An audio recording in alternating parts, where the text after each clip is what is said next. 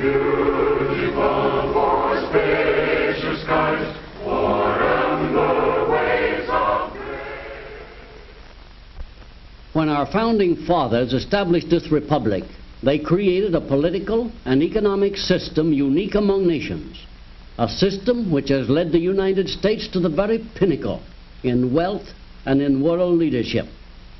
This series of programs is being presented to help all of us understand better our advantages under our American way of life. For today's topic, let's join now a group of young people at the National Education Program Workshop in Searcy, Arkansas. At the classroom lectern is Dr. Clifton L. Ganus, Jr., noted young historian. In order to have a proper appreciation of the American economic system, we must know how the national income is divided in America. In other words, we must examine the distribution of the great wealth produced through the operation of American capitalism. Is the distribution widespread, or is the wealth of America concentrated in the hands of a few, as the socialists and communists say? This is the central question for our discussion today. The answer constitutes a tribute to our system, for the wealth produced within American capitalism is widely distributed throughout our population, as we shall see. Basically, an economic system must fulfill two social needs of the population which it serves. First, an adequate production of goods, and second, an equitable distribution of those goods.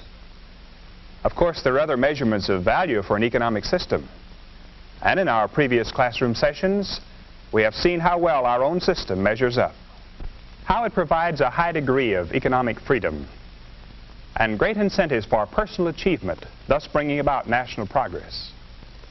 We know that American capitalism is morally right because its chief elements, private ownership, the profit motive, and the competitive market, are wholesome and good. They are compatible with God's laws and the teachings of the Bible. And lastly, we know that with her unique economic system, the United States produces 42% of the wealth of the world, although we have only 7% of the world's population and 6% of the land area. To sum it up, our system is morally right. It provides economic freedom and great incentives for development, and its production of goods is unmatched in all human history. This brings us to the central question, the question of distribution. Are these economic benefits under American capitalism being extended to American wage or salary earners? Or would this big segment of the population be better off under socialism or communism? A dramatic answer to this question came from an English socialist who visited America after Great Britain had experienced a socialist system for 5 years. Tell me, who could possibly afford to buy food in a place such as this? Well, this is just an ordinary food market. Most everybody in America shops in stores like this from time to time. You don't have to be a capitalist. It's not a luxury. Look at this, for instance. Competition and big volume keep prices down. I say, begging your pardon, sir, are you a capitalist? What'd you say? What I mean is, what is your work? I'm a railroad engineer. Utterly impossible. Another dramatic answer to the question of America's distribution of wealth was given by a Russian communist who visited America. Who owns all these automobiles? The employees in the plant. That cannot be. The sons of toil, they are chained to their capitalist machines. They are exploited. They have nothing, absolutely nothing under capitalism. The communist was amazed, of course. In communist countries, the workers do not have cars. A few of the lucky ones have bicycles, and the bicycle is a trademark of English and European workers. Comparatively few own cars. In America, as we all know, there are more automobiles than families, and this is only a hint of our productivity. Who'll risk a guess as to the total amount of the national income during this amazing productive era in America? Let's say for the last 25 years. Yes? I would say it would be hundreds of billions. Actually, it's up in the trillions. For the 25-year period just ended, it was $3,780 billion.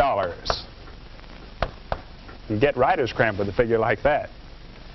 You may be wondering, who got all this money? To see how this wealth was distributed, let's look at this graph. This represents the total national income. To the employees of America, the wage earners and salaried people, went the biggest amount, 65%. The self-employed, professional people and small business operators got the next share, 9.5%. The farmers and dairymen who supplied food markets and our processing plants with the raw foodstuffs received 6.5%. Stockholders, the people who could save a little money and invest it in business and industry, received 4%. And you will remember that this amount was widely diffused, since there are 18 million stockholders in America today. Their investments of their savings have built new factories, provided new machines and other equipment to make new jobs in industry. The corporations themselves receive 7.5% before payment of taxes. After taxes, they retained only 3.fraction% of the national income. The people who had property for rent received 4%. And lastly, the bondholders, who provided the cash for new schools, new paving, home loans, and so forth, received 3.5%. Now let's examine the distribution of wealth in another way. Let's examine the income by families. In the most recent year, for which we have statistics, there were approximately 50 million families in the United States. They received an income of approximately $272 billion before taxes. How was this income distributed among these families? Professor Ganus, aren't the majority of our families in the lower income brackets below $3,000 a year? Not at all, John. Nearly 21 million families, or 40%, received an income of $3,000 to $6,000. 15 million more families received an income of $6,000 or more. These two groups contain 70% of the population. That leaves only these with an income of $3,000 or less. Not to be overlooked, a good-sized group, 7%, received incomes of $10,000 or more. But only 3% were in the $15,000 and above bracket. And from this bracket came the bigger portion of venture capital or investment money to build manufacturing plants and to start businesses, thus creating new jobs and new products. In the lower brackets go these figures. 12.8% received incomes from $2,000 to $3,000. 10.8% received from $1,000 to $2,000, while 5.7% received less than $1,000.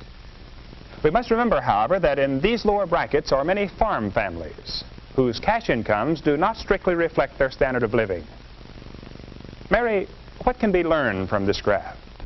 It seems that our national wealth is very widely distributed, much more than I realized. Yes, 85% of all income goes to 93% of the families, while the other 7% of our families receive the remaining 15%. Thus it can be seen that the great bulk of income goes to the majority of families in the middle income range, that a relatively small percentage of families receive less than $3,000 a year, and a very small minority of families receive $15,000 or more per year.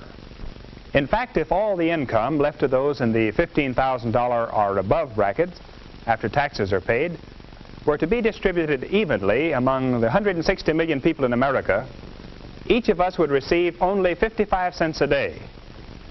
And if the net income of all those who earn $25,000 or above were to be distributed evenly, each of us would receive only 15 cents a day above our present income. So we wouldn't gain much by liquidating the upper income brackets about whom the socialists and communists rave so loudly.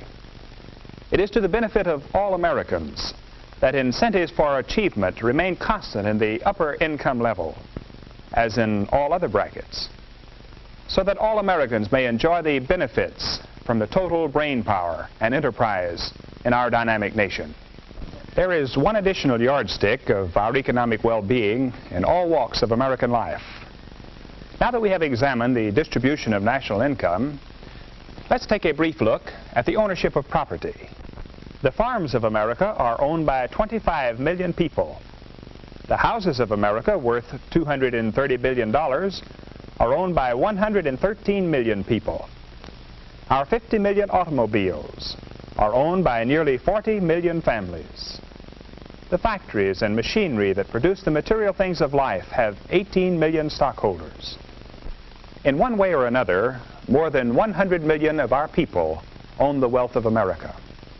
And the remainder, most of them children and youths, will at some time in their lives own substantial wealth. The true facts about American capitalism's distribution of wealth and its great wealth production overshadow anything the communists and socialists have to show. The truth about the distribution of wealth under American capitalism makes Karl Marx the world's worst prophet. Marx, the socialist founder of communism, prophesied that under capitalism, wealth would be concentrated in the hands of fewer and fewer, while the great majority of people would suffer increasing poverty. The fact is that American capitalism has set a new standard for human welfare. And if we keep its basic principles strong and vigorous in the years ahead, the opportunity of every American for a still better living standard will certainly be enhanced.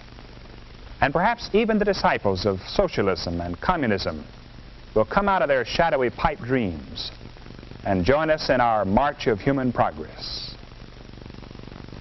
At our next session, we will discuss the spirit of enterprise. Until then, class dismissed. The American Adventure Series is a production of the National Education Program, Searcy, Arkansas. Dr. George S. Benson, director. Dr. Clifton L. Ganus, Jr. was our instructor. This is a continuing series based on the unique political and economic system which has made America great. Watch for the next presentation of the American Adventure.